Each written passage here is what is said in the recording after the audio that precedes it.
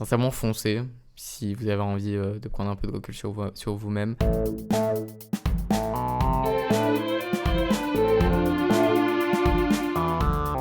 Entre Zazou.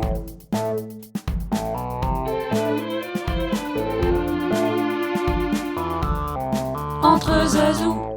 Salut à tous, aujourd'hui dans l'épisode du jour, on vous emmène voyager dans un pays nordique, le Danemark. C'est une région de l'Europe à laquelle on ne pense pas assez souvent pour se rendre en vacances. Et pourtant, Tom, lui, en revient tout juste.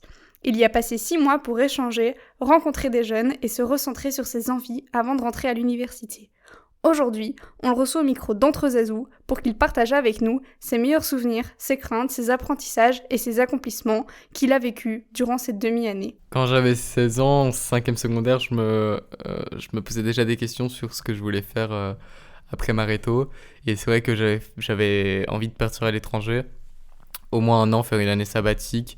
J'ai vu qu'il y avait beaucoup de gens qui partaient aux États-Unis. Moi, je voulais m'orienter un peu plus vers le Royaume-Uni parce que je voulais améliorer mon anglais et dans tout autre univers. Et puis c'est vrai que le Royaume-Uni, ça m'a toujours aussi un peu attiré. Euh, Puis une fois arrivé en réto, j'ai fini mon année et on a été voir dans le salon CIEB, donc c'est un salon qui regroupe toutes les universités et toutes les associations, les organismes pour poursuivre le parcours scolaire. Et donc j'ai fait un petit tour et c'est vrai que j'ai été dans pas mal d'organismes, donc le Rotary, EF, etc., qui proposaient d'aller faire des secondes rétos dans les pays comme le Royaume-Uni. Mais c'est vrai que j'ai vite été un peu démotivé là-dessus parce que j'ai toujours eu assez facile à l'école, j'ai sauté une année.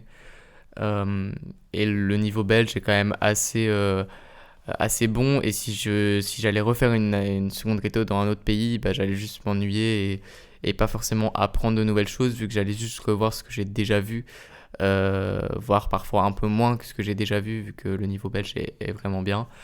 Euh, donc je voulais me diriger vers autre chose et là je suis tombé sur AFS, donc c'est un organisme euh, comme le Rotary mais qui lui avait une autre option qui s'appelle l'option Fall College.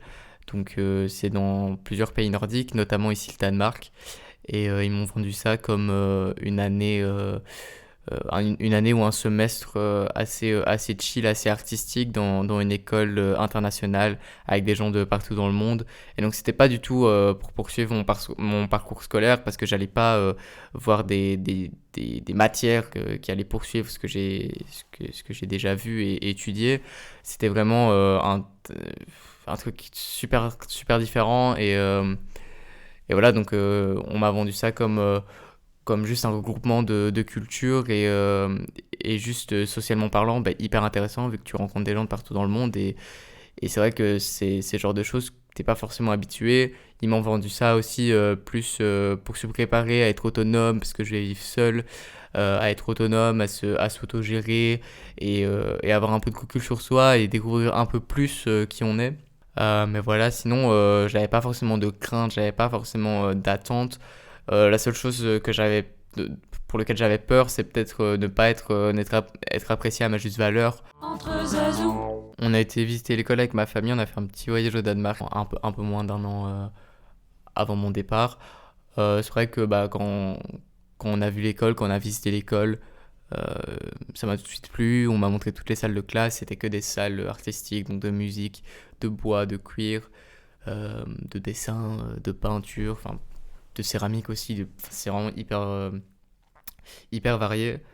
Après, j'en avais pas forcément besoin, mais c'était surtout pour rassurer mes parents, parce que ma mère était très stressée à l'idée que je parte aussi, moi, ce qui est compréhensible. En plus, je connais pas la langue, je comprends pas le danois, et elle ne comprend pas non plus l'anglais, donc elle était vraiment perdue. Mais voilà, ça l'a rassurée, et puis moi, ça m'a un peu déjà ouvert à l'idée de comment ça allait se dérouler, et un peu voir comment ça allait se passer une journée type là-bas. Quand je suis parti en janvier, quand je suis arrivé, c'est vrai que papa et maman étaient là. Euh, J'attendais qu'une seule chose en soi, c'est qu'ils partent, parce que je sentais que c'était le moment où j'avais besoin d'être seul et découvrir et parler à toutes ces nouvelles personnes, tous ces nouveaux élèves avec des têtes que j'avais jamais vues. Je pouvais deviner qu'ils venaient d'un autre continent ou qu'ils venaient d'un autre pays, qu'ils avaient une autre culture. Enfin voilà, et c'est vrai qu'on a été reçus dans la salle de théâtre et il y a eu un petit discours pas très long, mais ce qui m'a surpris, c'est qu'en fait on a chanté tous ensemble. On n'a pas, il n'y a pas eu forcément de longs discours comme on a l'habitude à la rentrée secondaire en Belgique. On a juste chanté ensemble, on a chanté What a Wonderful World de Armstrong. Euh, voilà, hyper cool. On avait des traducteurs parce que le directeur devait parler en danois vu qu'il y avait beaucoup de parents danois, etc. Euh, voilà, puis après, papa et maman sont partis et c'est vrai que j'ai tout de suite été lancé. J'ai fait la rencontre de plein de gens, j'ai eu un groupe de potes, mais c'est vrai que j'ai jamais été fixe toute l'année là-bas. J'ai souvent changé de groupe d'amis, on va dire. J'étais un peu le gars nomade qui parlait à tout le monde et que tout le monde connaissait. Donc au final, c'est vrai que j'étais très apprécié. Euh, Sinon, bah, une journée type, ce qui était bien, c'est qu'on commençait à 10h, sachant que je déteste me lever tôt. Ouais, c'était cool, on devait quand même se lever à 9h30 pour check-in sur l'iPad. Puis après, à 10h, à 10h30, on avait ce qu'ils appellent une morning assembly, donc l'assemblée du matin. On chantait et chaque semaine, il y avait une thématique et un prof ou un élève expliquait une histoire ou donnait une sorte d'exposé sur la thématique, sur quelque chose qui est en rapport avec ça. Donc ça peut être sur l'identité, ça peut être sur l'écologie, etc. C'était vraiment hyper intéressant. Et puis on avait notre premier bloc de classe. Donc on avait toujours 2 classes par jour, sauf le mercredi, on n'avait qu'une seule classe. Et ce bloc de classe, tu le choisis au début de l'année. Tu as le choix, en fait, tu avais 4 différents blocs. Et dans chaque bloc, tu avais 4 choix. Donc, t'avais vraiment c'est toi qui choisissais tes cours. Et toutes les 8 semaines, tu changeais tes cours. Donc, on avait de nouveau 4 blocs, mais avec des cours différents. Donc, tu ne rechoisis pas parmi les 4 que tu avais déjà dû choisir au premier bloc. Du coup, voilà, hyper cool. Tu as le choix de faire ce que tu veux. Tu as le choix donc, ils présentent un peu toutes les options, puis tu choisis. Moi, le premier bloc, j'avais piano. J'avais jamais fait de piano, donc c'était piano pour débutants. J'ai appris à faire du piano. Euh, J'avais un cours d'e-sport où je faisais du gaming. Bon, ça, c'est parce que j'ai toujours été un geek. C'est vrai que j'avais envie de rejouer un petit peu avec plein de gens. Il y avait une salle avec plein de PC, donc hyper cool. On jouait, ils nous apprenaient des techniques, etc. J'avais un cours de chorale et j'avais un cours de dessin, je pense. Je sais plus exactement, j'ai un peu oublié. Et puis à chaque fois j'ai changé de bloc, j'ai travaillé le bois, j'ai appris la permaculture, j'ai appris plein de trucs, j'ai fait du sport, j'ai fait du théâtre, j'ai joué dans une comédie musicale. Enfin voilà, j'ai fait plein de trucs, c'était hyper cool. Il y avait aussi un workshop pour le cuir, donc j'ai fait des ceintures. Euh, donc voilà. Sinon, ce qui change quand même fort de la Belgique dans la mentalité nordique, parce que du coup, les pays nordiques, c'est le Danemark, Norvège, Finlande, Suède et Islande. Bah, ces pays-là sont vraiment hyper ouverts. Moi, j'ai pas eu de soucis à m'intégrer. Et c'est vrai que la différence de culture, ça n'a pas non plus été un problème. Tandis qu'en Belgique, c'est vrai qu'il y a pas mal de gens qui sont assez en arrière par rapport à ça. Ils ont parfois peur, ils ont des préjugés, etc. Mais j'ai pas du tout ressenti ça au Danemark. Après, c'est vrai que je viens d'Europe, donc c'est pas un hyper gros changement.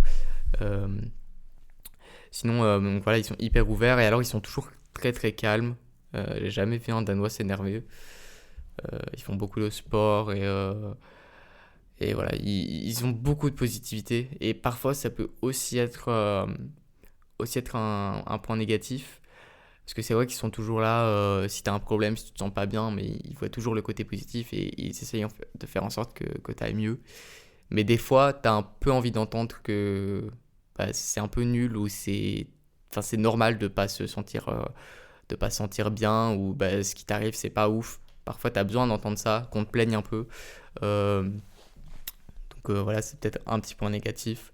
Après, voilà, ils sont toujours souriants et c'est vrai que bah voilà, rien que se réveiller et chanter ensemble, bah ça met le mood pour la journée. On a une bonne atmosphère et puis on commence la journée et c'est vraiment hyper cool. Tout le monde est hyper respectueux, ils savent communiquer, c'est vraiment dans leur éducation d'avoir des bonnes relations avec les personnes, ils savent bien entretenir ces relations. Donc là, ça va faire 3 semaines que je suis revenu. Euh, Ça a été plutôt facile. Bon, forcément, quitter l'école, c'est hyper compliqué. Tu dois dire au revoir à tous tes potes. J'ai beaucoup pleuré, c'est pas facile. Parce que tu sais que tu les reverras pas tout de suite. C'est des amis qui viennent de partout dans le monde. J'ai un pote argentin, j'ai un pote qui vient d'Hollande. Enfin voilà, j'ai vraiment des potes de partout dans le monde.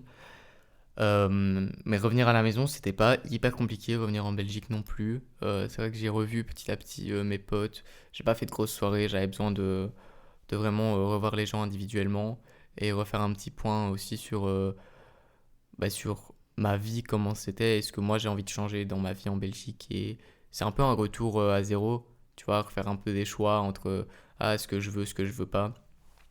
La première semaine, j'arrivais pas à ne rien faire. Parce que c'est vrai qu'au Danemark, j'étais toujours en train de faire quelque chose. Je testais plein de choses et je voyais tout le temps des gens. Donc maman me disait ouais, tu veux pas rester à la maison ce jour-là, bah, au final je pense que sur la semaine j'ai peut-être dormi 2 jours à la maison. Le reste du temps j'étais autre part, j'étais à Bruxelles, je voyais des gens, je faisais plein de trucs. Puis après la deuxième semaine, c'est vrai que là j'ai pas fait grand-chose. J'avais besoin de repos, je m'en suis rendu compte. Mais je garde vraiment des bons souvenirs du Danemark. Euh, Bah forcément j'ai un bon souvenir de chaque personne qui était là-bas. On était une centaine dans l'école, 83 pour être exact, je pense, 83 élèves plus les profs, etc. C'est vrai que tu as une relation aussi très proche des profs, c'est hyper différent. Il n'y a pas du tout de différence d'autorité. Je pouvais parler avec eux, je pouvais les taquiner, enfin on parlait de trucs hyper random, c'était vraiment hyper cool. C'était un peu des amis, comme si tu parlais avec les potes de ta mère ou ce genre de trucs, sauf que là c'est vraiment tes potes, quoi. Et c'est juste ils ont pas ton âge, mais c'est vrai que tu fais plein de trucs avec eux. Donc ouais, je garde vraiment un bon souvenir de tous les profs, de tous les élèves. Un truc que je garderai en tête, c'est quand même la comédie musicale, c'était vraiment hyper chouette. Euh, et tous les après-midi à la plage, parce que j'étais à 5 minutes de la plage à pied, j'étais à 10 minutes de la ville, c'est hyper cool, tu peux sortir, tu peux faire plein de trucs. Puis le fait de vivre tout seul aussi, je garde un bon souvenir quand même. Euh, j'ai eu un colocataire dans ma chambre, j'avais une chambre double. Ça s'est pas hyper bien passé. Enfin, il n'y a pas eu de problème, hein, mais c'est vrai que nos personnalités ne matchaient pas trop. Heureusement, il y avait une chambre simple de libre dans la maison, donc au final, il a changé de chambre. Et après 2 mois, du coup, pendant 4 mois, j'ai eu une chambre tout seul. Mais c'est vrai que faut quand même vivre en communauté, vu qu'il faut garder la maison propre. Des fois, il y a des petits problèmes dans la maison. Il suffit que quelqu'un fasse pas son job ou ce genre de truc, tu en parles et c'est vrai que c'est toujours intéressant de se dire comment on fait pour garder une bonne atmosphère dans la maison. Au final, tout s'est bien passé et j'ai appris aussi à m'auto-gérer et à être autonome en fait. Donc ça aussi, ça m'a quand même permis déjà me préparer à la vie d'adulte, entre guillemets. Euh, Sinon, en général, juste la vie de tous les jours à l'école, quoi, c'est vraiment trop génial, t'es hyper libre. En fait, l'école te donne à fond des libertés, tu fais ce que tu veux, il n'y a pas de couvre-feu, tu dois juste être là le lendemain à 9h30. Euh, mais du coup, t'as quand même des responsabilités, quoi, tu dois prendre sur toi si les profs voient que, par exemple, tu assistes pas au cours, parce que t'es pas aussi obligé d'assister au cours. Si t'as envie de sécher, tu peux sécher, t'auras pas forcément de grosses répercussions. Mais voilà, après, une discussion s'ensuit et donc voilà, faut quand même avoir des responsabilités et voilà, t'es libre, mais faut se gérer pour pas faire de conneries. Euh, Après, donc là, l'année prochaine, donc en septembre, le mois prochain, je vais commencer sciences politiques à l'ULB, à Bruxelles. Euh, j'ai eu quand même une longue discussion avec papa et maman parce qu'ils voulaient que je reste à Namur. Comme ça, ils n'avaient pas à payer un cote. Mais je me sentais pas à l'aise à l'idée de rester à Namur parce que c'est aussi pour ça que j'étais parti. J'avais envie de changer d'horizon et je l'ai bien vu en revenant dans la ville. J'avais pas, je me sentais pas forcément chez moi. J'avais vraiment envie de changer d'horizon encore une fois. Donc je me dis que Bruxelles c'est plutôt intéressant. En plus, j'ai pas mal de potes là-bas qui étaient au Danemark, qui venaient de Bruxelles. Donc voilà, après, le Danemark, est-ce que ça m'a vraiment aidé à choisir mes études? Je pense pas directement. Même si j'ai essayé plein de choses, je comptais pas me diriger vers ce côté faire du bois, c'était pas ce que je voulais faire de ma vie, forcément. Mais indirectement, ça m'a permis de prendre vraiment du recul sur moi-même. Donc je dirais pas que c'est les cours en question qui m'ont aidé à faire mon choix d'études, mais c'est vrai que j'ai appris à me connaître moi-même et j'ai passé 6 mois avec moi et j'ai fait un retour à zéro vu que personne me connaissait, je connaissais personne. Donc c'est vrai, je pouvais être moi-même devant tout le monde et il n'y avait pas le passé, entre guillemets. Les gens, ils savent pas qui tu étais avant. Euh, donc indirectement, ça m'a aidé vu que j'ai su prendre du recul sur moi-même et me dire, ah ouais, ça me plairait peut-être bien. Puis pendant les 6 mois là-bas, la situation politique du monde a quand même pas mal changé et évolué. Et ça m'a quand même pas mal touché depuis le Danemark. Donc, euh, donc ça aussi, ça a été un facteur de pourquoi je vais faire ça l'année prochaine. Euh, donc voilà. Si je devais vous donner un conseil, peut-être si ça vous tente, si vous voulez vous dire, ah tiens, ça a l'air intéressant et peut-être je vais aller dans une high school, dans un folk college, dans un pays nordique, parce qu'il n'y en a pas que au Danemark. Sincèrement, foncez si vous avez envie de prendre un peu de recul sur vous-même et juste soyez vous-même. Parce que moi, c'est ce qui m'a permis de vraiment être apprécié auprès des gens, c'est que j'ai vraiment donné de ma personne et que ça se voyait que j'étais à l'écoute et que j'étais pas faux. Voilà, c'est le moment pour vous de commencer à zéro et vraiment être vous-même et montrer qui vous êtes. Merci à Tom d'être venu témoigner de son expérience enrichissante au Danemark. J'espère que cela vous aura inspiré et vous aura permis d'en apprendre davantage sur ce pays qu'on n'a pas l'habitude de visiter. D'ailleurs, le podcast est de retour et nous organisons déjà le prochain épisode auquel vous pouvez participer. Toutes les informations sont sur la page Instagram et sur le Facebook Entre Zazou. Alors n'hésitez pas à partager cet épisode s'il vous a plu et à nous suivre sur les réseaux sociaux. D'ici là, prenez soin de vous et des autres. À très vite. Bisous!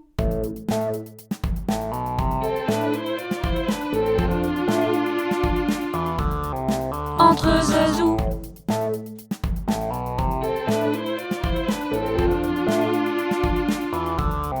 Entre Zazou.